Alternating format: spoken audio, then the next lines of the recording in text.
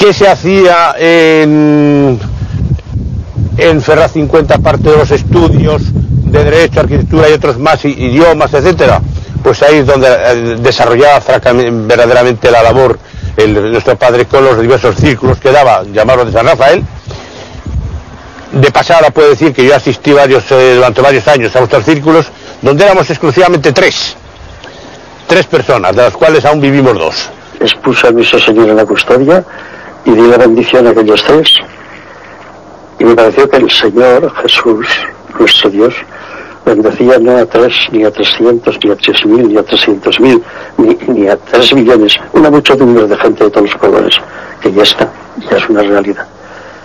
Recuerdo que una vez, refiriéndose a Camino, el Santo Padre Pablo VI me preguntó, cuando ya nuestro Padre se había ido al cielo, a qué edad había escrito nuestro Padre en Camino. Porque me dijo que lo empleaba como libro de cabecera, lo tenía en la mesilla de noche y lo empleaba ya todos los días. Y leía unos minutos. Y él tenía interés en saber qué edad tenían para escribir unas cosas tan profundas y que revelaba tanto conocimiento de la personalidad humana. Yo dije la verdad que son esos apuntes. Camino, la primera parte, como la mitad más o menos, está topado de sus apuntes íntimos que habían sido escritos cuando tenía en los años 33, 34, 30 en adelante, 30, 34, 35. Y entonces el Santo Padre Pablo VI se quedó pensativo y dijo, ve, ahora la maturidad de la juventud. Ahí refleja su vida interior. Y lo mismo ha sido haciendo después con Forja y con Surco. Su vida interior. Eran consejos que daba la gente, eran reflexiones que se hacía a sí mismo o que hacían los demás. ¿Para qué? Para ayudarles a seguir más de cerca a Dios. El fundador ha repetido con cierta frecuencia que sus dos grandes amores en la tierra son Jesucristo y la Virgen María. Y la verdad es que la devoción, el cariño entrañable a la Virgen han sido una constante en su vida, lo son en el espíritu del Opus Dei y en el desarrollo de toda la historia de la obra. Durante la Guerra Civil, cuando el odio a lo religioso había destruido la mayor parte de las imágenes de la capital de España, sin embargo, Monseñor Escrivá de Balaguer fue capaz de descubrir imágenes como la que existe en Atocha, que todavía es un mosaico que todavía existe y que efectivamente en lo alto de un edificio fue capaz de escapar a esta persecución destructiva de imágenes, y concretamente una que había en el pedestal de la estatua erigida a Colón en medio del Paseo de la Castellana de Madrid. Entonces, entre los repujados, podemos llamarlo así, de la piedra, allí casi oculta, había una imagen de la Virgen a la que Monseñor Escrivá de Balaguer se encomendaba cada vez que pasaba por delante de este monumento. Y no solamente se encomendaba a él, encomendaba a la obra, sino precisamente toda la evolución de la situación española en aquel momento. No, allí se vivía el terror. Porque en Madrid era el terror en cada esquina. Porque eso no se puede improvisar ahora, decir, no, ¿cómo lo vemos ahora? Lo hemos visto tantas veces y lo hemos contado tantas veces, claro, porque claro, él era un cura, que le podían perseguir, y cuando le perseguían lo cogían y lo cargaban. Eso es así, es muy fácil de decir, pero eso era lo que ocurría. Primero tuvimos que meterle en una clínica psiquiátrica, porque había que meterle como escondido en un enfermo mental. Bueno, eso es decisivo, decir, bueno, yo aquí me meten aquí, pues aquí me meto, ¿entiende? Porque él hacía lo que, pero lo que podíamos hacer, nosotros estábamos detrás, para que no hubiera un registro en la clínica. Nosotros habíamos tenido que discutir con el director del sanatorio, que era el profesor Schulz, que era el psiquiatra de la clínica de Jiménez.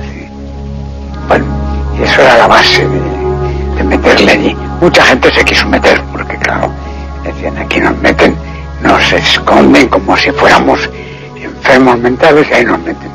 ¿Por qué se tomó la decisión de pasar a los Pirineos? Era un cura que está perseguido como todos los curas de Madrid, conseguido que le cojan, que le metan en la cárcel. Claro, iban a buscar curas y meterlos en la cárcel. Claro, como estaban metidos todos los que no éramos curas, nos habían metido en la cárcel.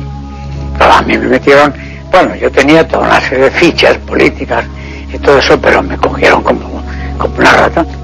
Nos salimos desde Madrid, que es donde él estaba en el sanatorio. Mucha gente escapaba por los Pirineos, salían por allí. Y bueno, riesgos muchos. Por el monte siempre, el que no tiene costumbre de andar por el monte, pues resulta duro. Y para nuestro padre, aquello era muy cuesta arriba. Porque no dijo nunca que no. Porque claro, él se encontró que tenía que salir de donde pudiera. De Madrid, el padre rezaba siempre. Rezaba el rosario, rezaba, le hacía sus meditaciones, el padre rezaba siempre. Nuestro padre nos hablaba de una serie de cosas, claro que eran un poco la obra, que no teníamos nosotros nada, ni dónde meterlo, nada. Y toda la gente muy joven, porque ¿quién iba a meterse allí de personas que tuvieran los 50 años, ni los 60, ni... Eso hay que dejarlo así. Que luego saber lo que iba a ser la obra, eso lo hemos sabido todos, porque nuestro padre nos contaba todo. Yo conocí en una ocasión muy curiosa al fundador del Opus Dei. Recién terminada nuestra guerra civil, yo pensaba casarme porque ya desde antes tenía una novia muy formal y muy guapa, por cierto. Luego condiciones familiares de la guerra casi hasta pues hacían más necesaria nuestra boda. Y nos casamos en agosto del 39. Mi mujer era un poco mejor cristiana que yo, pero en fin, parece que todavía necesitábamos pues dirección espiritual. Y no tenía un sacerdote, conocíamos antes, pues había muerto durante la guerra, y acudí al que entonces era vicario general de la diócesis de Madrid, don Casimiro Morcillo, pensando que él quizá pudiera encargarse de nuestra dirección espiritual, o si no, señalarme a algún sacerdote. Y con esta embajada, por así decirlo, le visité. Y entonces él inmediatamente me dijo: busca a don José María Escrivá de Balaguer. A partir de entonces, y del otoño del 39, yo me confesé regularmente con él, que normalmente pues iba a verle una vez cada semana.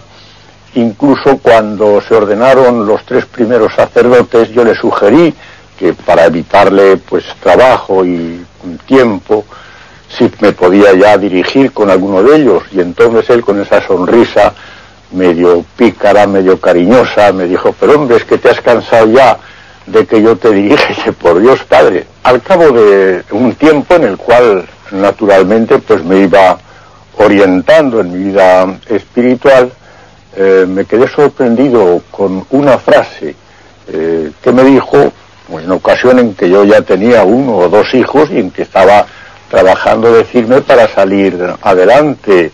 Y la frase fue que Dios me llamaba por caminos de contemplación. Aunque esto era una idea, lo de la contemplación, pues más o menos conocida por mí, pero realmente aplicada a una vida activa en última instancia en el lenguaje tradicional, desde luego me sorprendió enormemente. Después he ido poco a poco entendiendo y entrando en el significado profundo que la palabra tiene, y sobre todo en la posibilidad y en el llamamiento universal para todos de Dios.